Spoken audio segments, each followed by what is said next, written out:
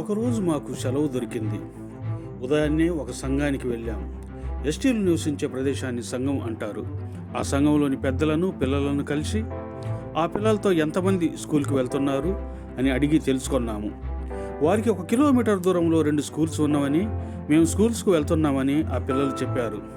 పిల్లలకు చదువు యొక్క గొప్పతనం చెప్పి, చదువు మాత్రమే మనిషి బ్రతుకును మార్చగలదని తెలియజేసి, రెగ్యులర్గా స్కూల్స్కు వెళ్తున్న కొంతమంది పిల్లలకు వస్త్రములు బహుకరించి, వారి అందరి పేర్లు అడిగి తెలుసుకొని మరొకసారి సంఘానికి వస్తామని చెప్పి, ఈసారి వచ్చేటప్పుడు మరికొంతమందికి వస్త్రాలు, చెప్పులు తీసుకువస్తామని, స్కూల్స్కు క్రమం తప్పకుండా వెళ్ళాలని చెప్పి కొంత సమయం వారితో గడిపి వచ్చాము.